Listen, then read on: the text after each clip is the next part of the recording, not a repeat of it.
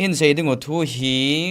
gam sungu adia khang tha te ho KAKHA chule hobung sung KAKHA social media khang hi tolhana hi online a ko na mi in pathian thu sei na ding online class ti ho hi min a hin ti ma java za chom choma min apui mang thagaw lama ta sanna apui mang tam ta ame ti hi imudo ovin chule khatlanin jong hi tabang hi cho tabang ome hi cho ka jaw the di ham ta san the ham ti ho en dong jong aumin hi hi cho chungchang thu hi in a sei diwa hi gin chat lovin gu thimin minu mi pan jong hello hobung min jong hello holam kai hon jong a het do lo a het pha lo ka hi north east gamsung si sia hi amoi hung lu no hin chule e ho ai mi la azinga jong mi tam ta hin hi chi hi aka kha hitan adi akhang dong te ho in hi chi hi alam vai pi di vinum tan hi chu pi ham ti le Church of God Almighty na Church of God kiti online ana sata hung lang omin ama ho chung chang tu in sei dingu chukit le igam sung wa i ho ai mi e ho gam sunga jong itabang ta hi chi spirit the same spirit na hitabang khep hana spirit ho ila ova thupon tia ho chungchang thu ta hin hin sei khom ding hin ebiji a cho hi kichih theu ngai ham igam sunga wa jang na sata ka kha hin cho hi sei ding he i chin sei bang wa chu masapena igam sunga wa lang hi chi Church of God Almighty chungchang thu hin sei diu hi ale thuma kai ding tabangin ai ti hin sei nge khat ve hi phone WhatsApp ma message sung ki thonin WhatsApp ma message sung ki thot chu ka vet na hi le koi ham ta ga vet na hi le Korean nga ho khat nu mei hoi ta khat mel hoi ta khan message in thonin ke ong ka ho pin he le mi pi thu etam ka number ho na la ham ka tia he le Google Map ma ka phone number church te ham location ho kana et na ka phone number ka net kha hin church khat na e cha chu ka phone number ni ki la dan hin in contact in online Bible study group ma hung zawin te ne hin te min ke ong ka zawin he le Bible class online class hi velizar kham vel thum veli tabang hi ka zaw manin na ke jong ipi ham aji chu tu lai online hitting le adi lo hi ka khol tu masaji in na adi lo hi kha a jong le mi te ho hil thein ding hin ka check ji in hiti kha chu kana bol hin chu vel ni vel thum ka zaw zo wa hin ka vet na hele online class a zaw na chu Bible ho jong ke sim thovin ai wang Bible sanga a kho sa ti sei da asim num ja mo kha no men chu ka ngai hala Bible compound alwa kilo pathin thu tak ki bang chat ta banga na ai ki mo het lo he ai le phat hong chi saw hen kan ngai ya le neu kha cha hong Bible to hong ke hin neu kan za do tan ai le hi cha kon jong kin jong question ka bol ban tan hi chi hi ipi ham hoya kon na sim ham Bible la kon ham kan do pan phat hin amo hin neu khat hi they feel uncomfortable na ama wang Bible la kun hi pathin thu he wang ativin azona chun they confess it's from one book is to the word appears in flesh thu chu ta sa phe in ahung kit lang tai ahung so tai ti na he na hi chu hi in che phat chun kin jong itabang chu ham ka khol ta ni le azo na in hi chi hi Church of Almighty God ti te a hi ve ti chu kan modo ta in chu phat chun kin jong khat ve ni ve ka zaw be in athu hoi hi ka do a Bible to ka do tinga pathin thu ho ka do tinga le hen amo hi neu kha kha thu ai don bo ding chana boy ji ven na a don but theina ve hi jong le they don't feel comfortable achi chu ama ho hin Bible sanga achung nun sa zo hi chi the words appears in flesh na the word appears in flesh ti chu ai in achi le khabu chu ka do hale azo na in hi chi hi China muna Jesu Krista ta sa phen hungin ama chu numei khat limin ahungi atiu chu ama nu hi cha hin vet sa ta ding ka ting namu thei divin ama nu hi a hi in the word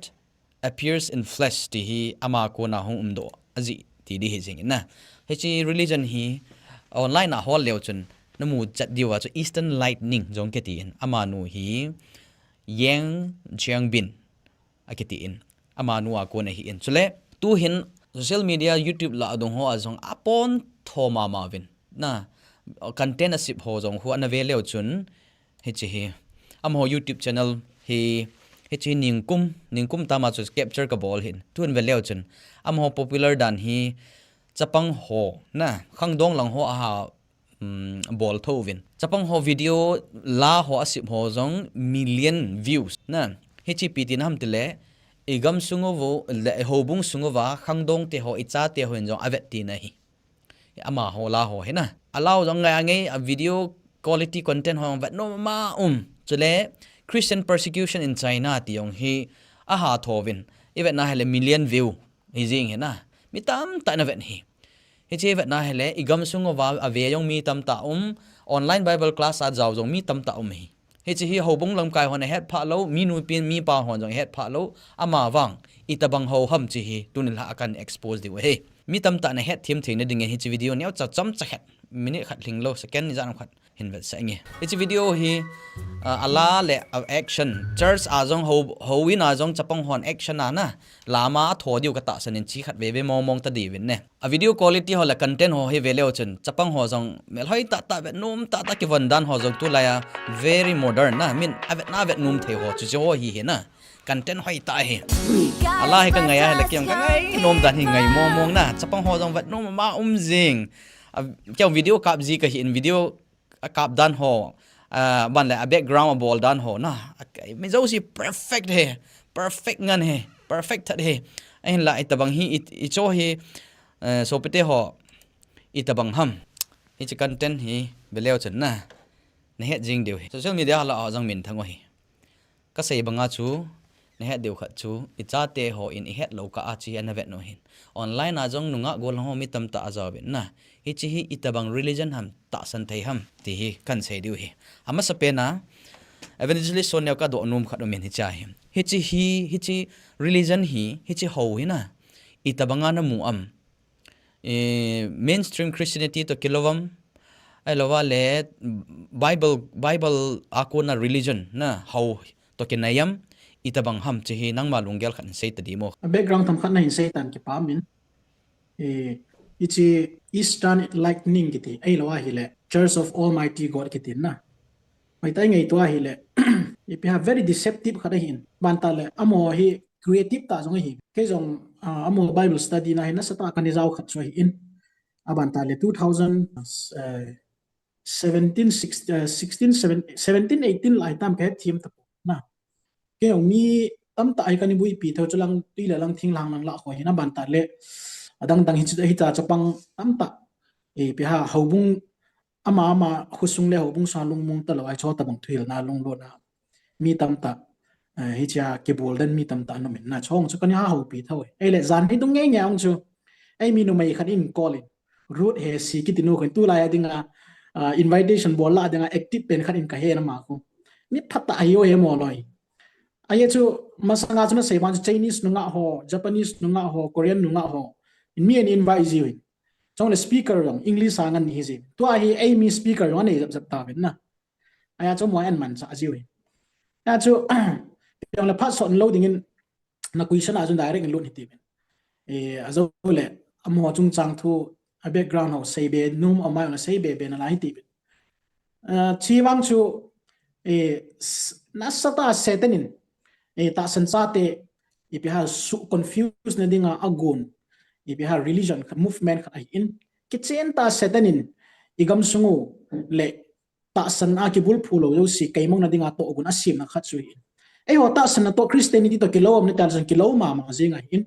a hin la chi very diabolical ai in jing ta le antichrist na to na satan kichih na jesu christa le si na hi chi yang jingbing kitinu mela china gama hung pinga hi chinu chu jesu hi tia kilep na hi ingai tu ti nga hi le amon atup thu pi penu jesu gu cha banga hung dinga hi kiti pen hi hi ya chu ahil thu pi penu khu gu cha banga hung na ding pa chu phati ke chain ready ta in kiging jing hi tibin ai na hang phung ta hung na ding pa bang khu kiging hi jong la i ma cha bui poi tia chu ki la hi bin na ya chi vet ti ngai le very very diabolical hi in ikichi thailo wa hi le bible thu ta momong itu da lo wa hi le hepna ha be na lam ta he di chu chom sa ka ga se ma sa hi o he chu religion hi 1991 ko ba chu hong ki tan do hela kilometer na ale hin adi dia attack about chu ko ha mitile khangdong youth so hin millions and millions of youths na ti cho hi na sata influence bolo hin adi dia chapang khangdong ho hin na sata lunglu na hi ve he che ho bunga hi ate lang ho han lang ho sanga hi chapang lang ho hin he che hi ipiha tu lai media khanga amo hin na sata azo wazo experience nan seun ho banga chu mien taxi wa ke yong hin tax ho hi ke jong bible study wang ka zaw ka poin a hin la tax ho ka mun kanau te ho jong ong ki tax kha in tabang chun ipiha amo hin religious mi ho jong hi a profile ho ba no bai tabanga chu he cho tabanga dinga ina sata invite bola encourage bola hi ti jong chu ke ma experience ong hi in chule la khat khu na tu ma sang la khat jong hong viral ni che hi amanu ki sim na ham ki sim lo na ham jong cross checking jong chu ka body pun he jong la kalunga hong kilang chu god is a girl kiti hona god is a girl kiti la khu na za kha na ma wa chu kaga tha in laptop kaga tha god is a girl atin do you believe it, can you receive it atin na ya chu pathin tu no mai hi ati khatum to ya chu hi chi ta san na hin pathin chu zon bung khat gospel zona imu bangwa thu chu ta sa pe hung chu in mihim te la hung cheng tai ti chu amo hin thu chu azawa na sei bang chu thu chu pathin a hin hi chu pathin chu hi chu thu chu mihim limin e hola hung tai hung ke lang tai ti danen a hin bolovin hi chu no mai limin pathin chu hung ping tai ya chu jesu christa incarnation danen alawin ya chu pathin chu leisi chunga om hetai ti chu ama ho ta san dan hi na hi chu pa chun na sata azawa na sei banga chu kenjong church of almighty god ho hi thu ta kan he masang chu youtube ho ka na la christian movie hoi ta quality hoi ta ho communist gama chinese communist gama sugan thei na movie ho ka ve in as so ma moral hoi ta bolovin hi cho chu va na hi la christian te dinga ki le sa pi ta cha hi in a hin la hoi ta I hung thulut ki na hi le isei ma banga chu a thu hi lo hen lang a thil bola na to ho zo se bo che ke antichrist christa do na hi ki ne ti pa chu mu do the na me na hi ja chu tu lai khang dong ho zo sin jong hi cha ko na hi I ke aware wa I pe ham adi lo pa hoi ta het ma sanga chu ching thei ta I mu wa na sa nga len ho le ho lam kai ho I do ma sa di win jong ka no me na hi I chu ta bang ho a hi hung ki zol ha hi le chu I pe ha ke lam vai the hi hi chu ta san na biblical ko na foundation lo a hi wa nga chu alim amel put dan ne thila bol dan ho se va na hi le apulam va dinga chu I pe ha ho christianity ho sangai christian ho la christian pen ding da ta ba ke lang hin vanoi le se pumpia christian face ho ama ho a hung kilang do dan ta bangin jong le hi chwa ko na kichi thei de he ti chu ka ga sei nom he ai le ki pamin evangelist jang boy ko ne ama experience a kon le head ya lom ho ne khat an satan ki pam le jingin he chi religion hi ipi ham kai mu do la wa hi cult thing sat hi na chule ipja hitabang religion hitabang ho hi zui lawa pha ham aji chu atu sim ho khola pathin thu ta kelo thowa content sim hola hoya pathin lawa achoi thowa ai le movie sim ho yong khowet na hala christian nga ki simova persecution to ho chinese government in a su gen the no ho isim event na hala lunglut ta ilung thima to kha cho na ai le hitabanga very christian to kelo hi in na ai le hi chi hi nang mu dola kal ham hello ham ai lo le nang ma mu dan neu khat nan sei the de ham Eastern Lightning Movement hi isei bongwa ei mila ajung kum som langa lang ta bang yung chi buai ta in go thim cha online social media platform jo si capture board ko go thimai ya chu ka sei bangin creative ta hi win wan ta le tu lai home modern without the 21st century social platform mo hi na sata man chawa mo hin khangdong ta chu thu he theilai thil piha alung thima thil he thim theilai ding ho na sata abo thu pi pe no chi I sei bangwa chu hi chu loi hi Eastern Lightning ke tin chu ding ta le Almighty Church of Almighty God ki wa hin aban ta le amo hin ahil thu pi pe no chu 1991 apana hong ke pat kumba ke para chu iwat na hi le Jesus Christa hi China gama numain hong ki le ta in hi chi nu mai no min hi tu le to ading amina ki he ben chu yang yang bin kitinu chu hi na hi chinu chu anung zui ho hin ama chu almighty god tia ahu chu hi chu ya chi vet ti ngai le amo hin call belief thuma nei hi hi chi call belief thuma nei penu chi pem ti ngai le a teaching hi bible hi khang thuma khan hi hi cha khang thuma khan chu law grace about the kingdom na sang thuma khan hui chu ya chu law grace and kingdom I khan wa hi chi dung zui ta chu amon atup thu pi pen hi Jesus Christa chu son of man ai la le mi him chapa tia hung dinga ki sei pen hi amo hin Jesus hi alo pi na le atha na le aleng hi na zo sia apathin thani na zo sia pa kai jeng kong ding ati pa khu hi nai lo wa Jesus khat ve mi ma hung ki na hi chu incarnation ati wai ya chu Jesus ji le si da chung ki phung ding chu zo tieng ta le ama ta san zo si ni nung thil so zo si he a chu tieng ta le hi tia eschatology events dum zo ya aman thila se yo si agui hun he thea chu tieng ta ama gu thima hung ding pa chu ata san zo si ho chu ahin ta san zo ting le hi chi Jesus to chen le si nai kum sang leng gam vai hom di hi ti pa chu ai akil now hi chi ta sa ahung na pen chu belap na ding a hi amo hin azwa na sei pen word appear in flesh ki ti hi chi le khabu chu a revelation dana hi chi young revelation ai akil law na chi young revelation ong ki ti ya chi vat ting ai la amo hin bible to ipha tu lai Christian denomination la yong chi trinity chung chang ki hil na chu ti kal na tam pa ki nei yong le amo hin na sata trinity hi na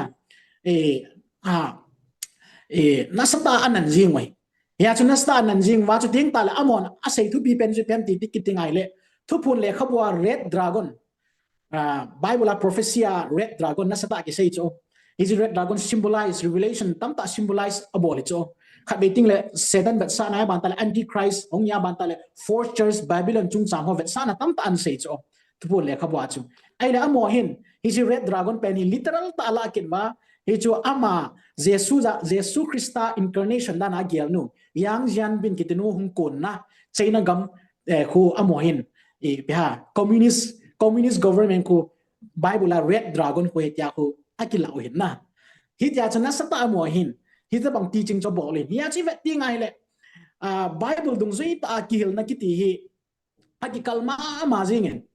ya chu pathin thuin ninu nung lam ting le antichrist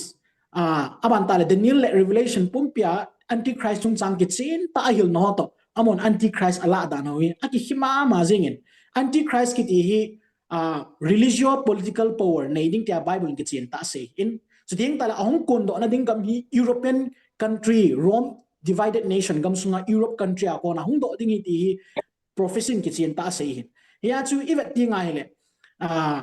chi chu ai thei lo mo mo ngai bible to ki pum kal dil in ya chu hitabang ta Jesus Christa min khatna ta sa phe khat a mim khat hung kilap khat movement ki ti chu hi choloi chu ya chu chiwang hi purely kal ai in kal religion la adinga anasapian loi chu hi eti chu ki chinta ka ga phun no me hitabang hi kal religion a hi lawa hi le lei sin adinga kal religion ki ti ding hi phu thei ding koi mam loi ai chu satan ki ti hin Christian minami thap lawa hi le aman mi thap na ding lampi nei loi Satan ki ti pa chun Satan ama mina mi thap thei lo in Satan ki ti pau chu ki chen ta pathin thu hele pathin ko ma ni cheng jing sapai ya chu ama chun pathin thu ma le Christian nature ma himang cha a vanui le set pum pi pui chat ve ding agut lo wa hele Satan dinga mi thap thana thei ding lam pim lo ya chu hi chim him khat flesh and body me me ke incarnate Christ incarnate ke hi ta hung ki sei mi him khat ta sanna movement ki ti chu Satan aman cha cult religion cult movement di chachi di ki chin ta ga phun no me hi chi cult religion a hi chom lama sei dinga chu hi chi Church of Almighty God Church hi cult religion hi chu aji chu Bible in crystal hem hung de heta warning and a pi sa khu China gama Jesus Christa second coming a hi chi numei nu lema numei khat lima chu hung hetai ti chu halim jo hin tha bet sa ken gating hi chi ama nu lima hi ahung he ti chu Bible la gu cha banga hung ding hi tia gu thima hung di he tia kele pa khu ama hon jo akela ova hi chi Jesus Christa chu gu thima China gama hung hetai adi chu hitabang chu ta san thei ham igam sungawa ai mi te la azong north east adia north east jong hin asata attack a ball kol ho jong mi tama tam hetai ka het dung zu ya hi north east jong naga ho la hen lang hoi lai not isung hina alo chu GUHTHIMA chule ai mi la azong Bible class dinga mi tiam le a hichi ho cult religion hil dinga pastor ang kai tam ka he po na a hil jong ai mi la tai tiu chu hichi hi khangdong te ho nana jaw kha wa le ka sai pi no ma chu hi tabang cult religion Bible a kuna gam lat na thei pathin hingjing pathin to ik gam lat na thei Jesus Christa to ki gam lat na thei hu hing na to hu hing na ta ki gam lat na thei he tabang ho hil hi na da la ungai min nan te ma jong le ne het deu kha chu ai thea le jaw davin na hi cult religion hi Bible to ki to lo na Bible a kuna kila hi na Jesus Christian warning and api sa hi in ta sen hi un ve hi un chi hi un jaw hi un ati hi in tu nia tamta mi tamta jaw na hol online na YouTube ma na ve ho jong na jaw kha wa le chi na sata na chi thewa na nga ungai hi tabang hi cult religion hi kal hi dan nan chu China gamji nga jong hi zi ziao tia evil cult ti dan ha mo in ben a bol hi chi religion ya chu hi chi amodinga almighty god atino jong hi 1995 a chu 1991 ang ki pan hin to aso 1995 a hi New York gamaza manga hi na ya chu mun le mur jong anei zo lo ya chu online platform hi ain man cha wa social media zo si hi directing operational platform adinga ain man cha su ke na chu ding ta le mi ho hi door to door la Bible study pi dinga ipi ha kalsong ji wa agun chu hi ja chu panala wa na ni to hi ya chu China gamji nga jong hi zi ziao tia evil kal moi ben ke bol sa in ya chu agam mi te jing jong kal khana het sa chu hola ji nga jong Bible tu to ki tu lo ki hena na chu kal religion hi mo moi ti pa chu ga phut chit be no mai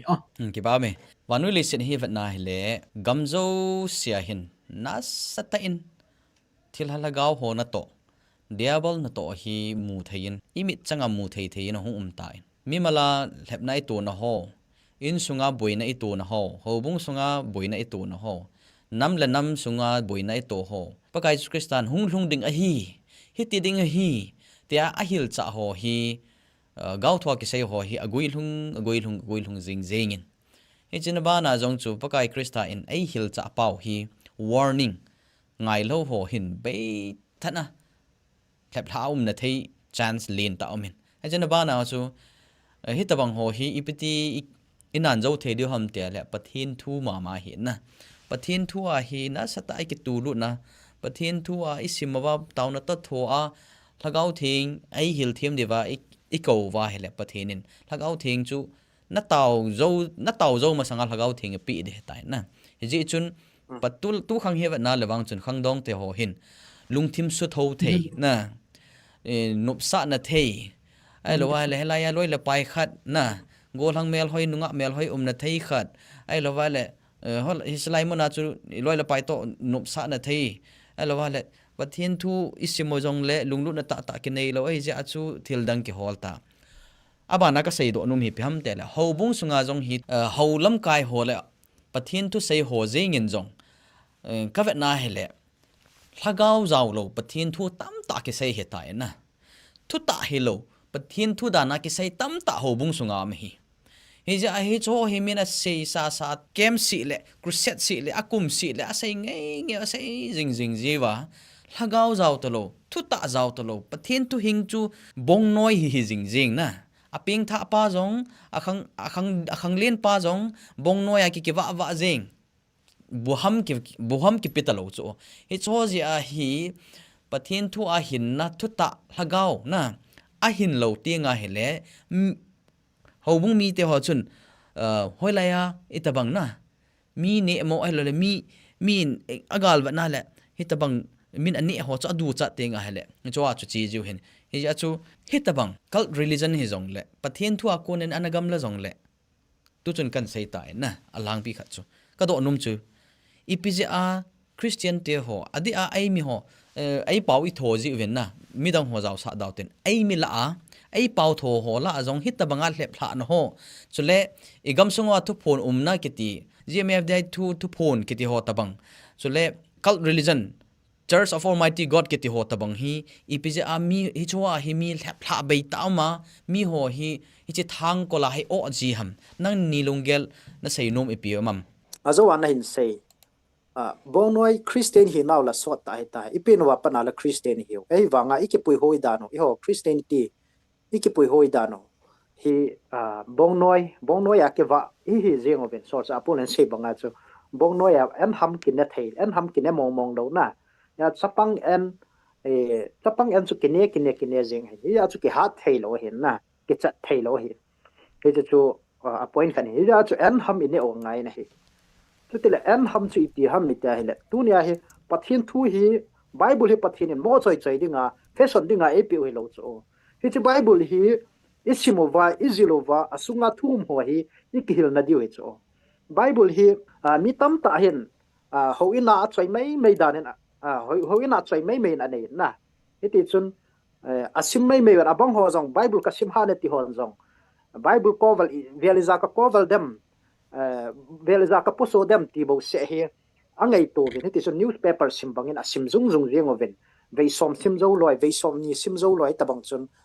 Facebook social media hola kimula la je nei i cho jong chu pa cha na mu ve a pha ve a hin la ka sei nom pen chu pathin thua ke pui hoi la ta pa hi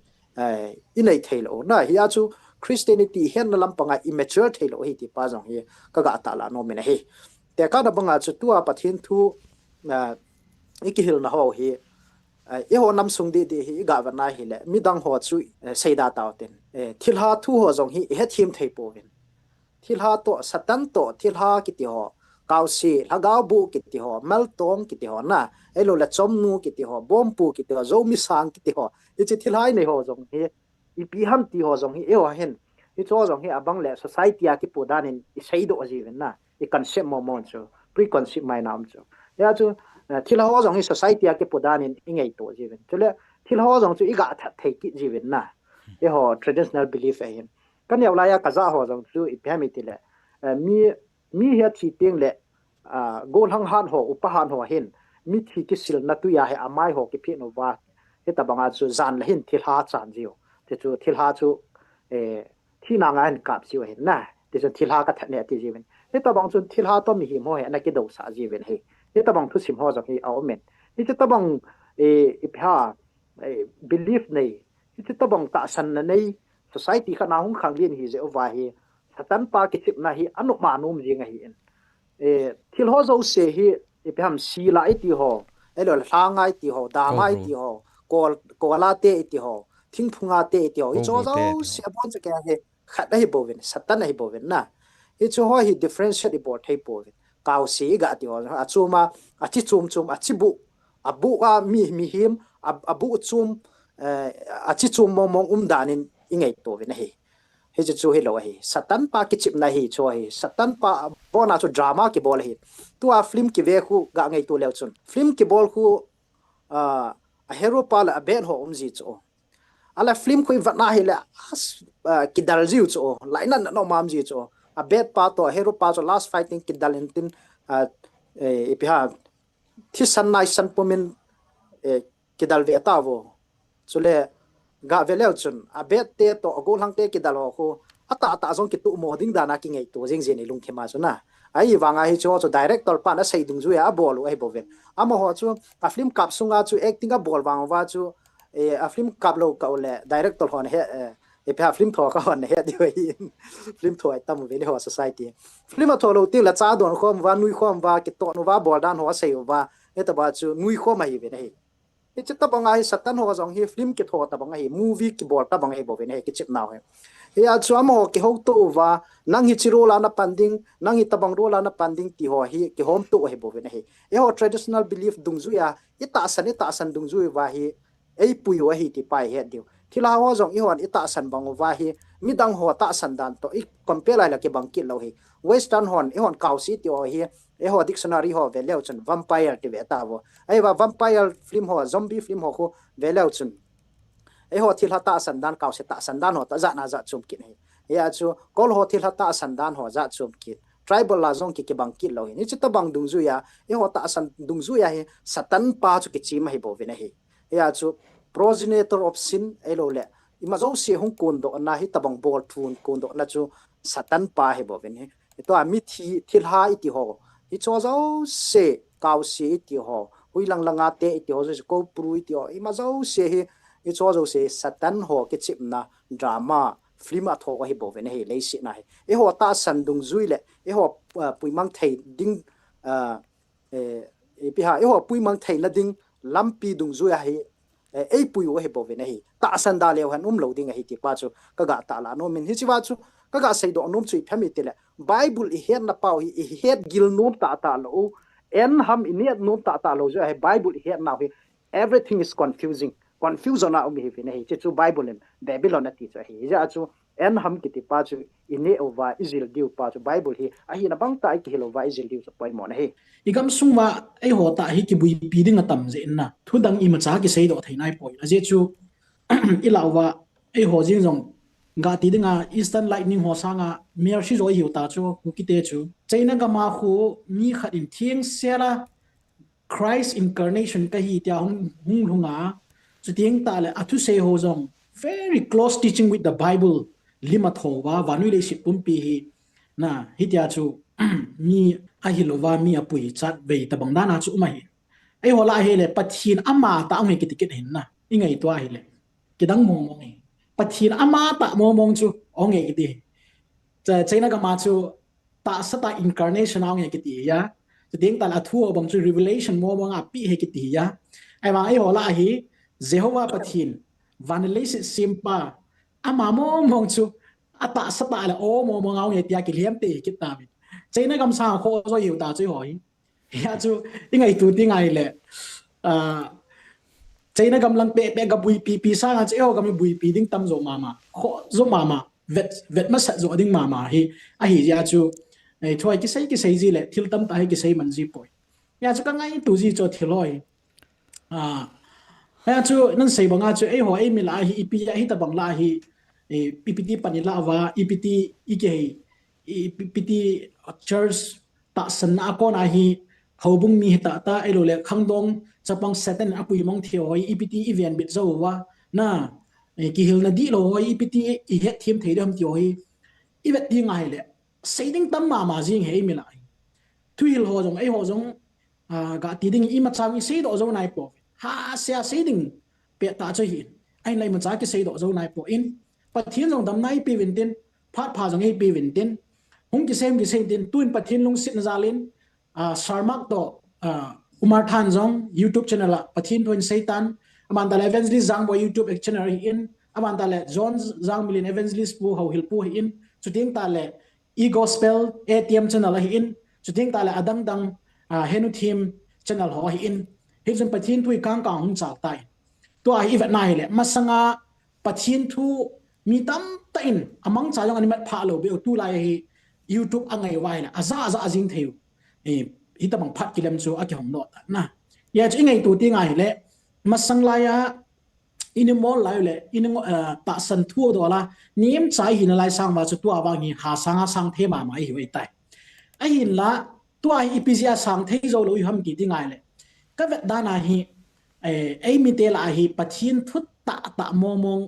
ngai ding ki ti pa hi phul tam ta i mu ka he na hi cha sang a chu thu man lo po thila tu ho po se yang ngai nom ding ya ke tha nom na ya chi vet ti nga hi le hi ta bang ta hi lam ve na khon te khadi nei ma ben ki lam nga ma jing ya chu tu na hi ka tip na nom chu inam mi te ko ma ka tip na nom chu kum za khat ving hi christian centenary in man hi ta in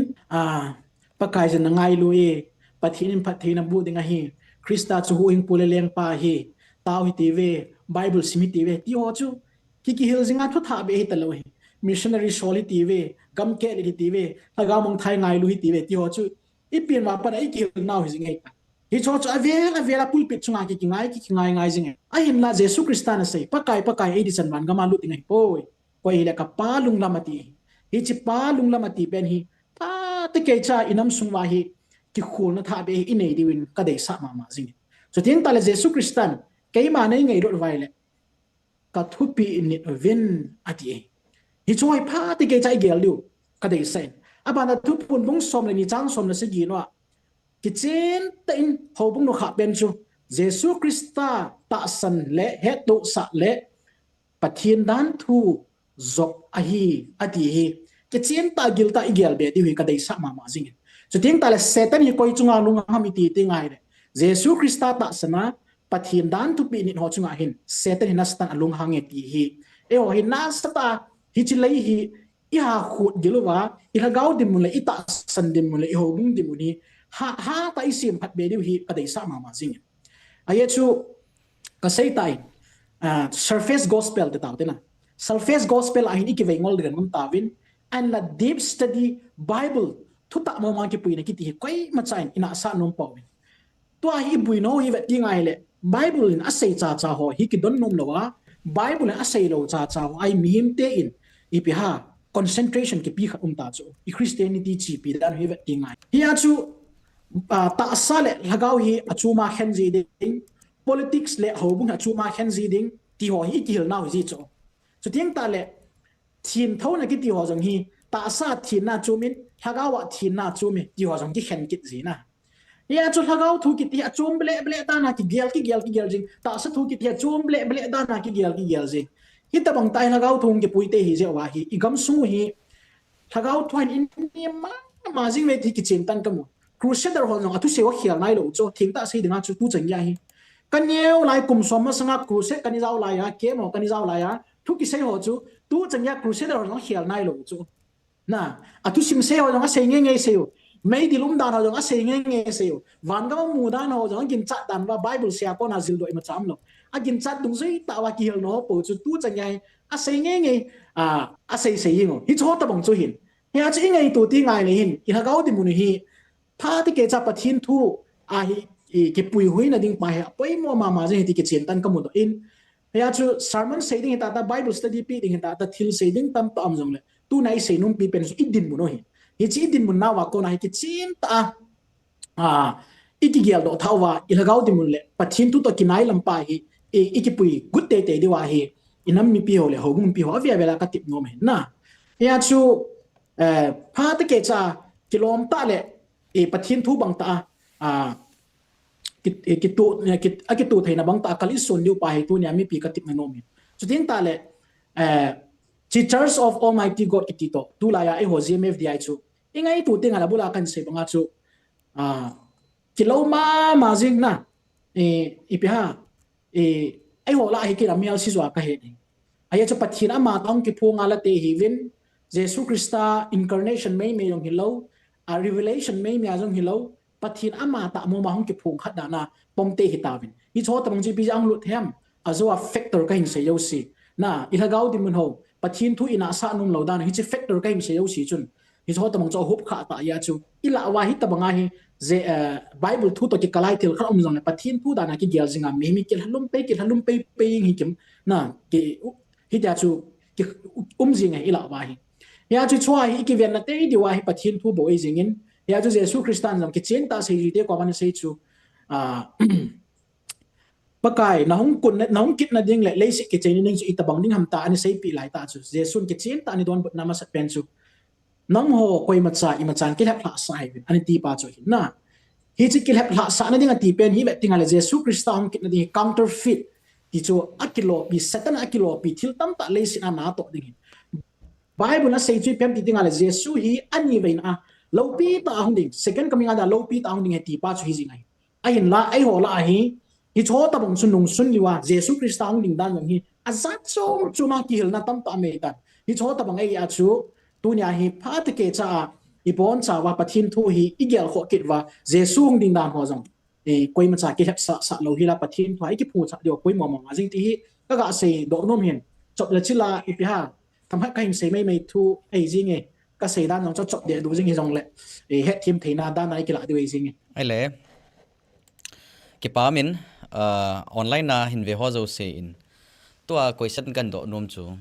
Church of Almighty God chung chang thu is seven hi chi cult religion hi in abul abal hi vat da hi le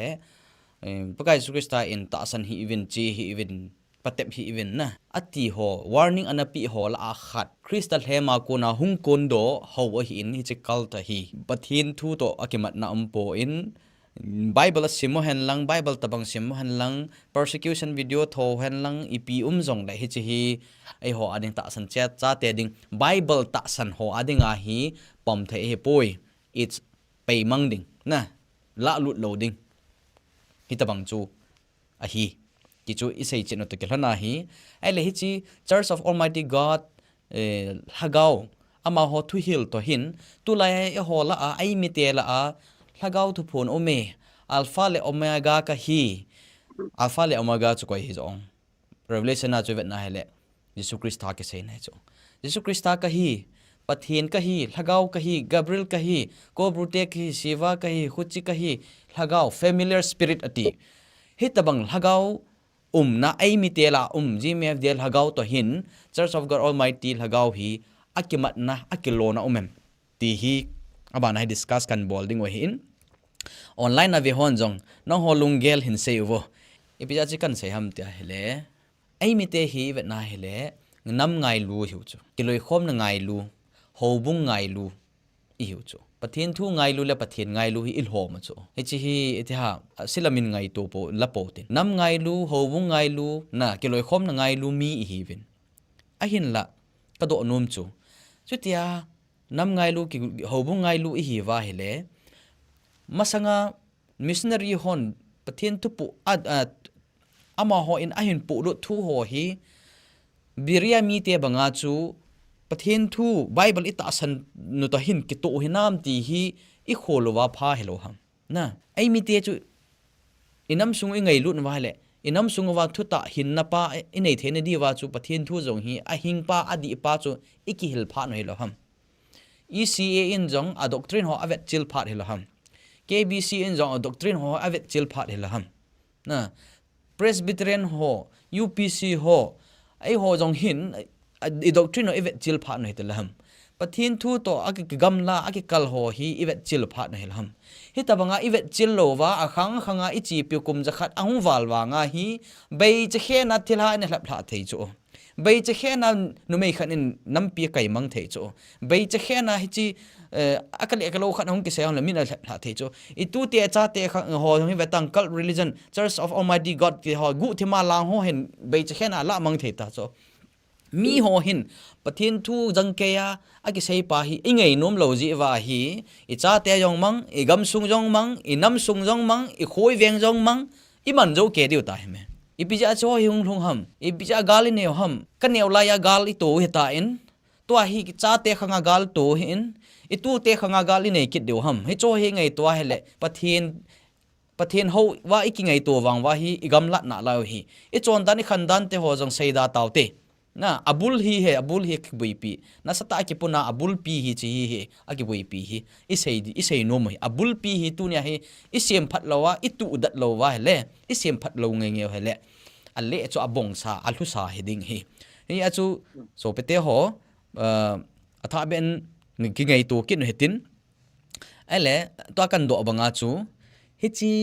phla na lhagao crystal hem them gau hem hi chi spirit chu koi ham tia hele ini sei jing e hi ta jen a chom lama sei dinga chu hi chil hagao phla na lhagao doha lhagao chu koi lhagao ham tile til hal hagao itiu seten ako na seten sol cha hol hagao na to hi ya chu mihim lima Church of God Almighty God Church te seten hagao in no mai khat hi atil he jing chu Jesus Christ banu le sen ai ho gam jong ong KAKHA ta chu ele to ajong igam sungawa GMFDI mona lhagau thu phone he tia he chi lhagau thu phonin alpha le omega ka hi ati chu pakai Jesus Christ pi seong kai ma minna ati chu Jesus Christ minna Nazareth Jesu minna hung ding ome Nazareth Jesu minna mi hin bol dam ding ome ama wang thu tan ni khuting le asai ding he ti chu pakai nang ma minna thu ka sewilham nang ma mina mi ka bol dam helham atile pakai Jesus Christ nang ho ka he phapo ve na aban chu hoitan ngai to pakai Jesus Christ oding chu nang ho ka he phapo ve ka koma kunin po nun dan bei mi ho ti ipita bang dana se ham pakai Jesus Christ ama chu ka ngai lui tiala ama chu ka hetai tiala na athu pi ni lo chu mi zo hin asunga thu ta am lo hi asunga thu ta am lo lai pi ham thagau di lo til hagao Satan na mi gelo pal hagao so hi cho he chu any spirit that is out of Bible a kon hello pathin hagao thinga kon hello na pathin in ama ho chu ki chi the ati tabang ho familiar spirit a kon a ho chu koi ho hi om te hale til halagao ai lo la Satan a kon chu ya chu isei do tu ne la isei do Church of Almighty God Church te ong hi a spirit chu crystal hema kon tu nia jong hi pathin ki hi sa ila awa hung chu koi ham na GMFDI hagao hu chu na sata ikitha ho lo ngain chi jong ichi theo ngai ti pa hi isei do nom hin tin tu hin evangelist ni phat hin pikin cutting nang ni lungela hi ichan ke ya GMFDI hagao thu phone to hin he tabanga mundang danga ko na chi crystal hem ho them gao hem ho thu phone do hi kai mu do lawang chu they are the same spirit because it comes from the same spirit na al hagao chu ke bang appoint chu phem tel lep hla na hagao do ha hagao na mi pui chawe na hagao Bible la ko na mi pui mang na hagao ahung ding pakai su krista hung na ding lo pi ni Bible in ikinep now nu nom ta kinep na pi pen le len pen chu hi chi adinga chu mi ti ho aki gin thelo na diu le ki ko sede ma am lo na ding le Bible in ti say da imudiu he ti chu mi ta san cha te ho chana ki ging sade ma am lo diu he na ne hetlou ka wa hung di he ti ho agui hlun na dinga chu mi tam ta hi ko kho a pui la chu a mai o sel pi chu i chung chang thu hi nang ni jong na sei nu ma le phat chom chan pi kin ngi GMFDI to Almighty Church of God te chuna indo bunga aki bang chane GMFDI hong pa chun keima hat chunu na pathinu ka hi hong tim na ai le Almighty Church of God te yong chun Almighty Church Almighty God ati ken hi chi ai yang kitinong chuna ha chi vet ti ngai le ani ta ona chi bang chan ni Almighty kiti ve ve hona in ya chu same spirit pathi mina hong kila pa ve ve hagao ma ma chu hone ti chu ki chen ta mu jing thei hin so ding ta le a technique hon jong hi ki chen ta ki bang chan ni a technique za hon dan ven sa na chu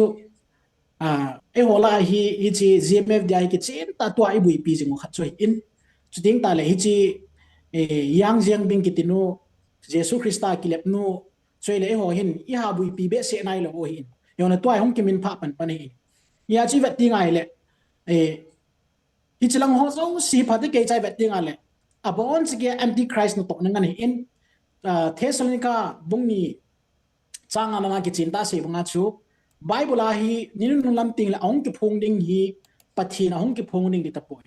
the last revelation Jesus Christa incarnation nga chu ting tal ama ani veina mi thing te kuya hong kit na ding hi Christian ta sana dinga core faith ki ti zo hi na yo dinga ta sana lin pen khat chu hi ji ta sana lin pen khat chu titas bung ni chang som tum zong khu sim ting ai le Jesus Christa ong kit na ding pen chu kinap na than ta he ti chu he chi than ta ni kholo pi pen ta chu Satan in vanui mi te he sa lo na te te dinga hi na to ai ja chu Satan hin za chom chom lam za chom chom ai counterfeit na to a hi ta bang ta chu mi him te ha pui chat be jing ya chu GMFDI yang chu koi ma cha het lo hi la gu thim cha lei tu la nga ai ho ka ku ki nam ni te bo kong het sa ni hi ve ke ma hong hi jong leng ke man ka hong na ki phun na ding gau thu hi Bible a sum hi jong leng ke man ka ngai lut ka nam mi te chu nang ho ka hong hi nang ho hi nga kong het sa ni hi ta ve ke ma hat chung nong pa kai na pathinu chu ka hi ya hong ki phung hi ya chi ba dingal a secret ta hong na pen chu ai ho nam sungka dinga hi ama hin abo lai in so ding ta le chaina gama yang a revelation hung ki la no Christ incarnation kitino hin ai le vanui pom pia social media platform no si agu agala man cha kina ho bung sunga mainline denomination di ta helang di ta lo jong le church pathin thuta zo si hin chi pi le thuta zo si ban ne cha hin phut do dinga ho bung a hin phu do ho zo si member ho hi kang a lui do dinga agu a hi hi chi mi member ho mi akai do kitna GUHTHIMA Jesu hong tai ti pa chu a hil kit hin na ya chi vat dinga a technique man dan ki bang so ke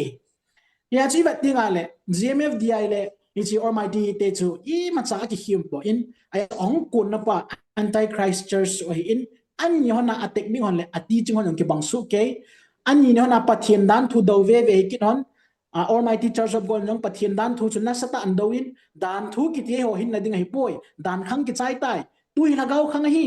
tu hi pa khang hi chapa khang hi ti wa chu dispensation za chum chuma khel le kin in sting ta GMFDI yong chu ta bang mama chui kin ke ma lagau khang hong ka hi ta in hiya chu ko o anang mo khong vilwa tia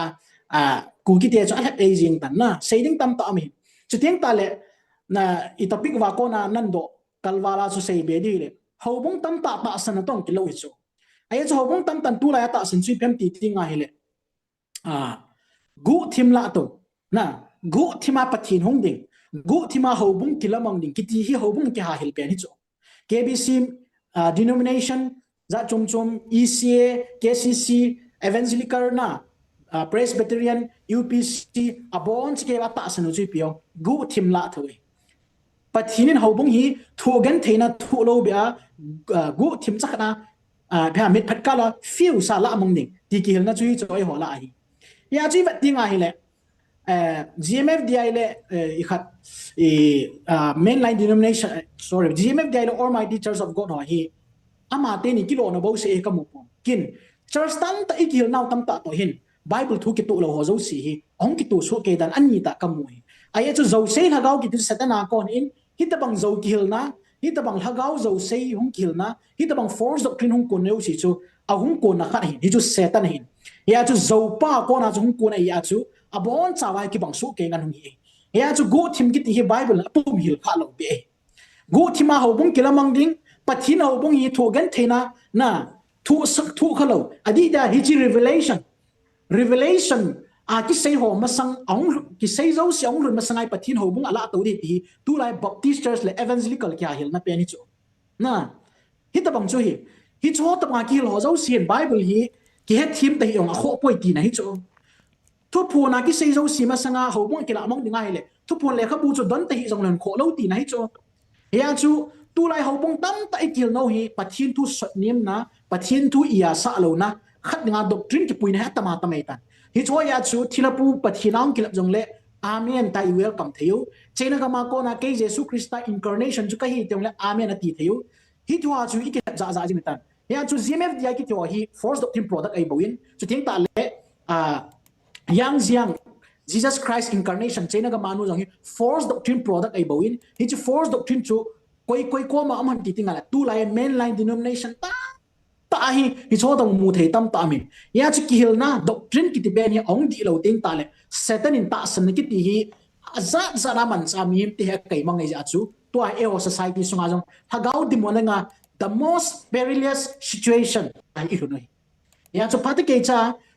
ATM channel hitata e gospel hitata aki ko thu pi pen chu let's go back to the word of God ki ti chu hi ya chu tu nei pathin thai ki le ki nge wale hi chil hep no bo se I do zo ti ka se no mai ke pa mi ichina ba na ken ka belap num chu comment ho chatting a chun iti Church of Almighty God to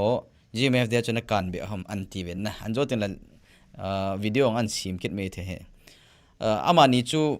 ake bange kiti na he ban ake lo na abul bal chu kelwe kiti na ji chu Church of Almighty God te chun na ama ho simding ta sanding lekha bu khat asip do chu ipe ham the word appears in the flesh hi chu hiya ama ho in Bible chunga Bible khela pathin thu ta sa pe ahung so ti pa chu apoma wa ata sanawa chu azui he chu ai chu crystal hem numeya hung nu chun asai azi ho chu azui we hin ka sai be kinum chu ama ho na azui da na chu Bible hi 100% a pay lo piu chu Bible chu simji tho apom tho ai wang hai chu nga chu revelation tha tu phun tha pa chu amon azui la apomu hi chu ta chu LGM de lagaw tu phun chu pi ha amo lekha bu tha chu keiman ka henai hi chu ta lekha buwa almost compile thing de ta na ato so do hetale jong kilomin hi chu Bible jong sim thawo ka sei ji in tu phung hin bol pa khun Bible ho aga sim sa jivin Bible chang bo pi ji in aman la hello na bai hat lo ipi pathin ham na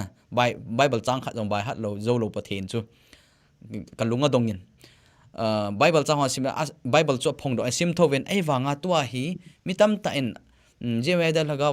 tu pon ta san ho in to abana an bol do gu na hipem tele a compilation of new revelation hi chu na Church of God Almighty to akilo na chu ai le Bible in hitabang ho hi ipiti sayam pathin tu pon lagaw tu pon kitia belap thu ho hi pi ham thagaw them gaw hem crystal hem aban ting le Bible in hitin saye hitabang belap ho chu God nak ki pi dong chu ki belap pi ding a hi ti chu na pathin thu chu khâu tai chu na ta san wa ai chu hi he deu khat chu pathin thu belap lagaw tu pon hi ta belap chu achan diu God na damun mei de la God na chu ki belap pi ding hi ki ti hi hitabang chu ki chat ta hi ta san cha te hon Bible ta san hi wa le che hi we should avoid idal ha ding ita san loading izui lo diu how a hi ji achu GMFDI hi cult hi keti chu aji chu pathian thu a ko na pathian thu lam janga ko na chu chi koi gammang heta Church of Almighty God te ong chu cult hi chu GMFDI lagawang tu phone hi jong hi cult hi to a chei na pe na sei dingu thu lagaw tu phone he ti a le khabua a hin so do ke man ke he nai ti hi nang ma ni mu da na ichan ge ya ta san khat hi na le Bible thuil khat hi na nang mani mudan ichan umam na ipi han na gel hon nang ni gel dan ipi umam wang chu kalungdong khon te mo mon kalungdong kitile bol li thera kalungdong ai pot tingol naw he sang be se yeng na kal ai pe ha wana hol di dana ai ka mu je ngai tan ya chu iti ta na hit bang lo ma hi lam vai thi hi de o ti ka ngai tu sia hi de khat ve ve de GMFDI jong ko emoji ta ai chu tu ni ai se bang wa hi thil zo si hi the product of force doctrine na nai ki hil na di lo chu ting ta le pathin thu na sa lo na nga na ko na thili su do mani igam sum ba thil su ho hi adi dia ta san le thagau thu dol thil su ho hi na ya chu thu ki sei zo si ha thu athuk tu pi pen chu pathin thu gya khoi ti ve so pi tyo iki hil na di pathin thu ho hi pathin thu ti lo wi ha ding in ki hil na thading lam pi poi yo ki chin ta ki sei jing chu hi chi pen chu ki ha focus in chu hi ya chu tu nya ka sei do non pen chu ke man ke nai chung chang pen hi vet ti ngai ne Bible na sata challenge ball na hi khat ve ni ha khat hi ds ho ki kon in call in ka kyo honin e je kyo hon a chun ama hin a sei thu pi pen chu van le lei si simpa le van til te zo si le heavenly council ki sabui na pi pen hi ku ki te chung ha ti cho twai ya chu vet ti ngai le pathin ki sabui na ku ki te chung mo hi tai ya chu ku ki te chung ti lo ai pathin hi tu le twai pai ma i ma cha bui lo ha ti chu cho kam chang ta a sei na ta san lo wa mi pio na ta san lo wa yong le a voice message kan that the ai boy pu dias na tu sei hi voice a kan la do ngap du tam ka ti le ep ke hon ho po chi pina bol ko ninga ti pa chu privacy respect na dinga chu ka ha do lo mei na sai tu sei ku ya chu pathin ku ki te chu a ki sabui dan chu GMFDI lung te gyal dan as to ai pathin bui pidam nei lo ku ki te chung se sai ki sabui he a chu ku ki te chung as ki sabui na a lol hin the ni dinga pathinin Bible la ke ma nang hoi nga phun do lo thugu tam ta kan ye kiti khu pan sanai ne ki wa hi chia khu ke man ke nai kiti le khabu khu a hin pia Bible la ki sun lo zo si hi chia khu ong su lut ai tai tia sei kit cho ya chu ke man ke nai kiti ho hi ke cha bet tinga le pathin thu challenge na in pathin thu i pi ti le mi him ten het thei lo win om dem tia setan mi him tia pui mang na hin e chu setan i di pau hin pathin mi te leisit mi te hi pathin thu za la bo hingding a hi ti hi setan ki chen ta he nei ya chu Jesus Christ na sayin mi him tu chang ha zi nga hinglo ding a hi ain la pathin kam su thua ko na bo chu mi him hingding a hi tia ki chen ta Jesus ne sei hi chi pen chu setan ki chen ta he ja chu mi him te lung thim sunga hi pathin thu ipiti ki bol ngai ne na min anei thei dem pathin thu Bible thu ki ti ipiti le mi him ten apam pe in ke ma thua mi him te kapui mang thei dem ti pa chu satan lung tok ai ya chu amin hin sa jong ko velo chun ke man ke henai ati chu na agil dan chu iba deep spiritual meaning a sei chu satan ki ti pa chun ai pathin thu chu dan david ke man ke henai ati chu ke man ke henai ati chu Bible background pa na theological tam khat apply bowling ti lo chun na the great controversy in tam chu besana iden hona chu velo chun satan ki ti pa chu hunga pathian chu ni pi na sayong na ne ni ne hona na thi hon ding ai ti chu pathian tha te ke cha thuka na pi masat dim dim ai ai ma satan chunga vo adam li if ke man ke henai ne honin thion ponate na ne hona ile pathian to na ba hon ding je achu pathian pa chu na ne sanum lo hi en si bo e ti ta bonga chong bo la ke man ke henai ta adam li if chong hep lai chu ya chi vet ting ai le na the great controversy in pandok pa ma chu hi ti chin ta hi chi lei tu la ke man ke henai ti hung pi pa ma chu hi ti kilang cha chu ya chu ke ki ti satan thano mai ai chu ka YouTube channel ka tu seina avia va ka repeat jing chui pem ti le satan athanu pen chu to be God and to be worship na chu ting ta le all knowing beings omniscience omnipotent ti oi satan in pathin hi na chu jing khat chu ya chi vet dinga le ke man ke na ti pen chu Bible sanga na sata claim ki bol na khat in powerful ra claim ki bol na khat in pathin hi na thil lo si he pa pathin hi na pa chu tua he ama na kila a ku ki te sung ka skop nyaw cha khare ain si ma cha cha satan hi hung ki sabui da na ama le ma pathin ang kila min na hi chu hi vet tinga le ki hep na lin pen in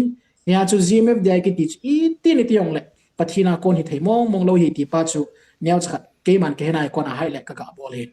adi dia Isaiah bung som le li ko sim tang wo I will ascend to heaven. I will rise my throne above the stars of God. Atia, abantale, I will make myself the most high. Ati jo,